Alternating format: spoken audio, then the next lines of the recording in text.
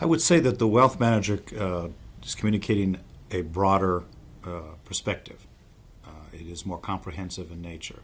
But that doesn't mean that that's true. The financial planner could actually be just as comprehensive.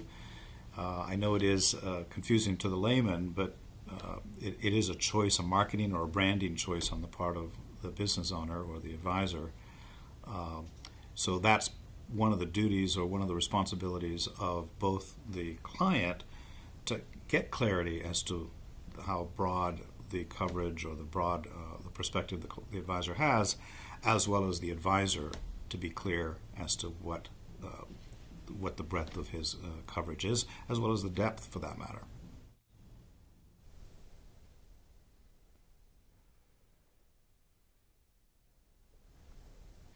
There could not. It's possible that there isn't any.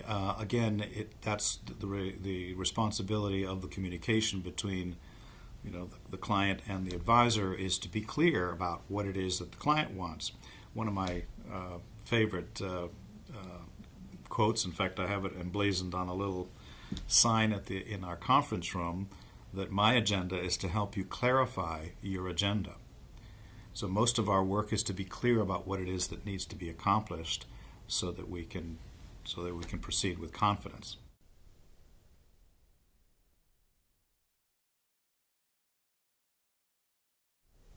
Well, what I have found is that if the person doesn't have a very clear idea of what their priorities are, it's very difficult to really get a good result at the end. That is to say, that if you're not clear, when I say you, I'm talking about both husband and wife or the couple, that both of you need to be aligned as to what your priorities are. And then, of course, take those and convert them into goals, and then be clear about the terms and criteria that you have. So you really have to care about the whole topic. There are times when just to give a simple example, that one side of the couple is interested in money and the other one isn't. So I care enough to be honest to say, if both of you aren't aligned and care about this, it's very difficult to make progress. So I'm trying to be kind and say that I can't do miracles. We both have to care about it, and you have to care about it more than I do.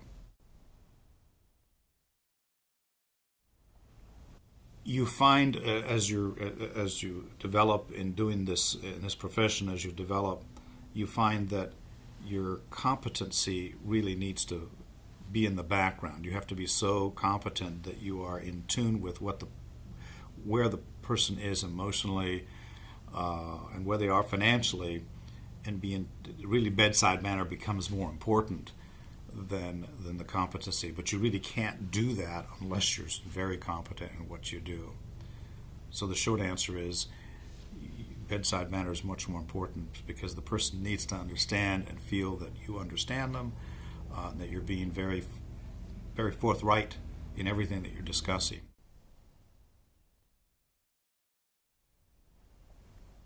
I found that if you care, your whole world expands. You get more competent because you care. You go find the answers. Growth is continuous as a result of caring. So it's interesting that it is a win-win in the sense that I become better at what I am the more I care about people. I imagine doctors get better at what they do because they care. If you're a scientist and you care about what it is that you're doing, the more you care, the more you're going to discover, the more enthusiasm you're going to have for doing what you do. It's not work. You show up in the moment. It's almost magical, and you would do it whether they paid you or not. That's a huge difference in the way that you live. So I want that kind of relationship, and I want that kind of life with everyone I work with.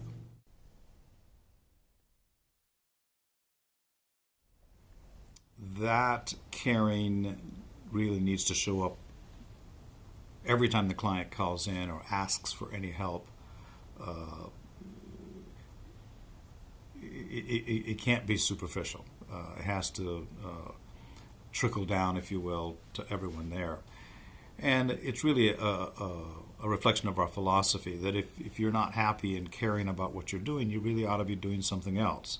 So we expect folks to be enthusiastic and feel that the work that they're doing is meaningful, it's impactful, and we show them that. We show how it affects people's lives, and that's usually pretty motivating. So we're happy to find that it's not as difficult as it sounds.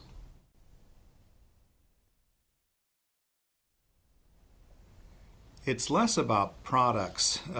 It's more about being certain of your agenda, being certain of where you're going, being certain of the direction, being certain of the priorities. And it's a very personal thing.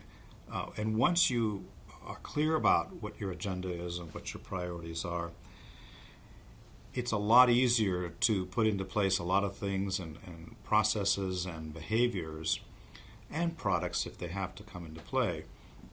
But it's knowing that everything that you're doing is aligned with what's important to you. And when everything lines up that way, it is amazing how much momentum there is and how much traction you end up getting and being able to move forward.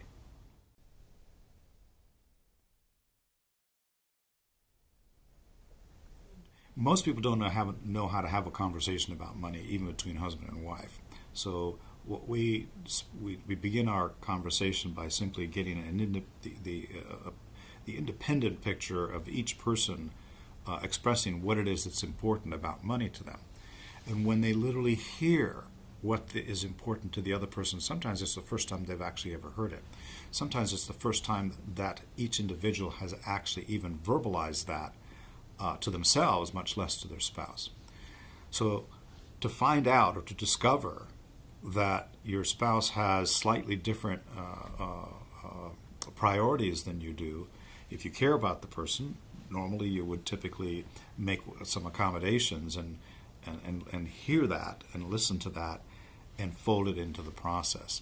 And usually that's actually a motivating and energizing part of the discovery process, is that each finds out that, oh my gosh, it's as simple as that, or it's as clear as that, and you enthusiastically embrace each other and say, we can do this together. I didn't realize it was as straightforward as it was explained or expressed.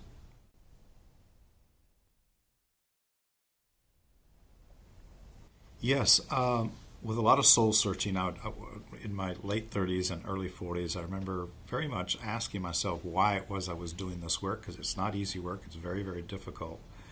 And sometimes you just hit your threshold and you go, I'm going to throw my arms up and give up.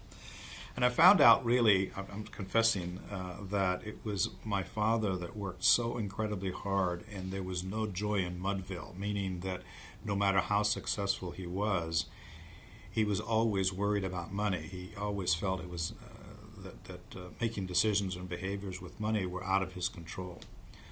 And it's an easy thing for me to transpose that caring for my father when I watch other people work as hard as he does and even harder, and the enormous frustration, and they'll arrive close to retirement and still be, and the amount of money sometimes doesn't make much difference. I've got people with tens of millions and they're just as insecure as the person with $1 million, and you wonder, why is that?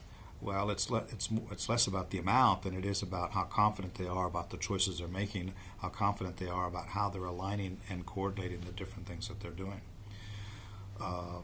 So I've just found that it's tough for me not to empathize with how incredibly hard people work, and yet they're not finding that elusive thing called financial security. So that financial security doesn't come from a hot mutual fund or a money manager. It comes from doing your homework and making certain that everything that you're doing is aligned with your priorities, with your goals, with your terms, with your conditions, and with your criteria that are unique to you, the timetables that are unique to you as well. So that's interesting to me. It's interesting to discover that, and each case holds my attention, and I guess that's why I enjoy it.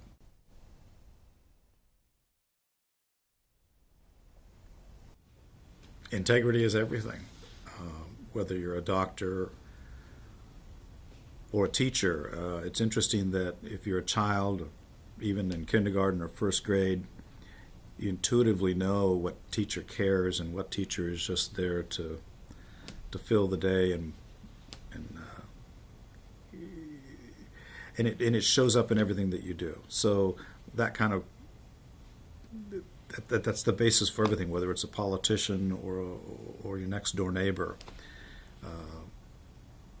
If the person wants to connect and gets a good sense of what it is that's important to you, you start building the foundation of integrity. And it's usually what we do, and we need to demonstrate when we're working with our clients that it's either going to be a quality relationship or we go somewhere else. Once in a while, luckily it doesn't happen too often, someone will come in and you'll just say, hey, what can you do for me? And I may not be able to do anything. But if you care about your family, you care about the priorities that you have, the more you show that you care, it's tough for me not to want to care to help you get there. So it actually becomes fun, and I think that we're here to establish relationships. I think we're here for each other. And if you're not here for each other, go do something else. Do something that you do care about.